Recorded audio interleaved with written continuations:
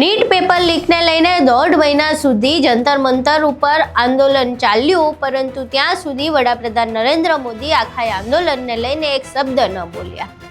20 તારીખે સંસદ ભવનની માર્ચ કરવાની હતી, ત્યારે પણ વડાપ્રધાન નરેન્દ્ર મોદી એક શબ્દ ન બોલ્યા, પરંતુ ધર્મેન્દ્ર પ્રધાન શિક્ષણ મંત્રી પદેથી રાજીનામું આપે એના આગલા દિવસથી આ આંદોલન વિશે પણ વાત કરી તેમણે, અને સતત ત્યારથી રીલ પોસ્ટ કરી રહ્યા છે। અને હવે ફરી એકવાર તેમણે એક રીલ પોસ્ટ કરી છે, જેમાં આંદોલન દરમિયાન એક સગીરા દ્વારા અભદ્ર ભાષાનો ઉપયોગ કરવામાં આવ્યો હતો વડાપ્રધાન નરેન્દ્ર મોદી માટે। તેને લઈને તેમણે વાત કરી છે।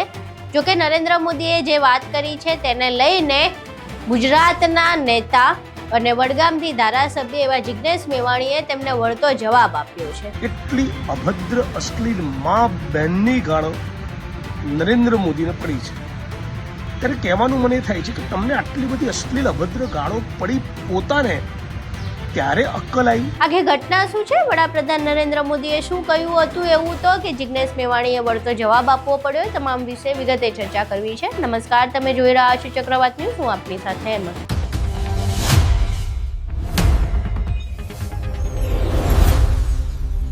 વડાપ્રધાન નરેન્દ્ર મોદીએ ફરી એકવાર મોડી રાત્રે રીલ પોસ્ટ કરી છે, અને આમાં તેમણે પોતાને અને પોતાની માતાને જે અભદ્ર શબ્દો વાપરવામાં આવ્યા, જે ગાળો બોલવામાં આવી, તેને લઈને વાત કરી છે। આ પહેલી વખત નથી જ્યારે પોતાને અને પોતાની માતાને પડતી ગાળો વિશે વડાપ્રધાન નરેન્દ્ર મોદીએ આ પ્રકારેની વાત કરી હોય અને ભાવુક થયા હોય એવું દર્શાવ્યું હોય। આના પહેલાં પણ અનેક વખત આવું થઈ ચૂક્યું છે। ફરી એકવાર જંતર મંતર પર જે દ્રશ્યો આવ્યા હતા, જે એક વિદ્યાર્થીની દ્વારા તેમને અભદ્ર શબ્દો બોલવામાં આવ્યા હતા, તેને લઈને તેમણે વિડીયો બનાવ્યો હતો, અને વિડીયોમાં તેમણે એવું કહ્યું કે બાળક છે ને બાળપણમાં થયેલી ભૂલ છે ને હું એને માફ કરું છું। જોકે આખી ઘટના બાદ જે વડગામના ધારાસભ્ય છે જિગ્નેશ મેવાણી, તેમણે વિડીયો બનાવ્યો છે, તેમણે રીલ પોસ્ટ કરી છે, અને વડાપ્રધાન નરેન્દ્ર મોદીને કહ્યું છે કે આ તો તમને તમારા જ કરમ નડી રહ્યા છે, કારણ કે જ્યારે કોઈ પત્રકાર, કોઈ મહિલા તમારા કોઈ પણ કરેલા ખરાબ કામ વિશે અથવા તમારે કોઈ પણ કામની ટીકા કરે, ત્યારે જે આરએસએસ અને જે તમારા આઈટી સેલના વ્યક્તિઓ તેમને મા બેન સમાણી ગંદી ગંદી ગાળો બોલે છે, ત્યારે જ્યારે તમે એમને ન રોક્યા, એટલે આ બધું વળીને તમારા પર આવ્યું છે, અને હજુ તો આ જેનઝીએ શરૂઆત કરી છે। પહેલાં અહીં વડાપ્રધાન નરેન્દ્ર મોદી શું કહી રહ્યા છે તે સાંભળીએ, અને ત્યારબાદ જિગ્નેશ મેવાણીએ શું વળતો જવાબ આપ્યો તે પણ સાંભળીએ। हाय फ्रेंड्स, आज तो मन करता है बस आपसे ही बातें करूं। जंतर मंतर पर जो कुछ भी हुआ, देश और दुनिया ने देखा है। कुछ शरारती बच्चों ने भद्दी भद्दी गालियां बोली, किसी भी सभ्य समाज को शोभा न दे ऐसे शब्दों का प्रयोग किया गया। मुझे तो गालियां दी गई, मेरी स्वर्गीय माता को भी गालियां दी गई। न जाने कितना भद्दा स्वरूप था, लेकिन मैं आज बात करना चाहता हूं कि बचपन में गलतियां होती हैं,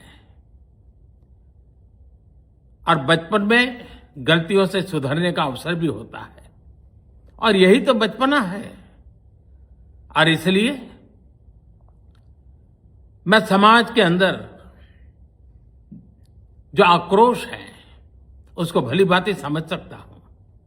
एक कल्चरल शॉक है कि हमारी बेटियां इस प्रकार की भाषा कैसे बोल सकती हैं, लेकिन समय है इन बच्चों को गले लगा करके राह दिखाने का।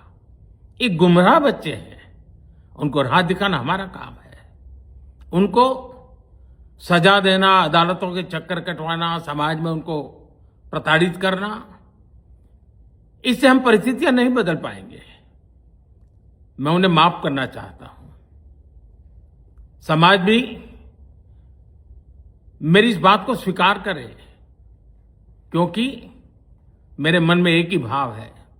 कभी कभी दांतों तले हमारी जीभ आ जाती है, खून निकल आता है, लेकिन हम दांत तोड़ते नहीं है, क्योंकि दांत भी हमारे हैं, जीभ भी हमारी है, बच्चे भी हमारे हैं, उन्हें राह दिखाना हमारा काम है। गुमराह को राह दिखाना कठिन होता है, लेकिन कठिन काम हमको करना है, और इसलिए आओ, मैं इन बच्चों को कहता हूं, बच्चों आओ, हम देश के लिए साथ मिलकर के आगे बढ़े, कुछ नया सीखें, गलतियों से भी सीखें, अपने सपनों को लेकर के चल पड़े। देश बहुत आगे बढ़ रहा है, आगे बढ़ने वाला है, और आपका भी आगे बढ़ना निश्चित हो, यही मेरा सपना है। मैं आपके लिए जीता हूं, आपके उज्जवल भविष्य के लिए खपता हूं। आओ हम मिलकर के देश को आगे बढ़ाएं। बहुत बहुत धन्यवाद दोस्तों। बस आओ, गलतियों से सीखो, आगे बढ़ो। મિત્રો, દુનિયાના ઇતિહાસમાં જગતના કોઈ પણ દેશના રાષ્ટ્રપતિ કે પ્રધાનમંત્રીને ના પડી હોય એટલી અભદ્ર અશ્લીલ મા બહેનની ગાળો નરેન્દ્ર મોદીને પડી છે. હવે જાહેર જીવનમાં ચોક્કસ પ્રકારના શબ્દોનો પ્રયોગ તો ન જ થઈ શકે.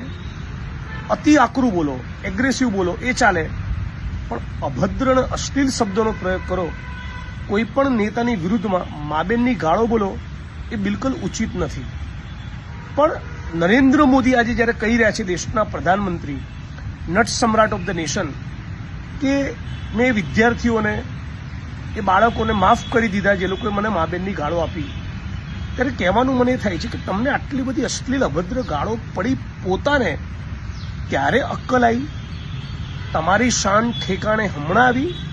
તમારા આઈટી સેલવાળા ગુજરાત અને દેશની મહિલા પત્રકારો તમારી પાર્ટીની વિચારધારા કે તમારા કૃત્યોની ટીકા કરતી પોસ્ટ મૂકે, વિડીયો બનાવે, ત્યારે ભાજપના આરએસએસના માણસો, તમારા આઈટી સેલના માણસો મા બેન ઉપર જે અભદ્ર અશ્લીલ ગાળો 12 વર્ષ સુધી બોલતા રહ્યા, ત્યાં સુધી તમને ખબર નથી પડતી.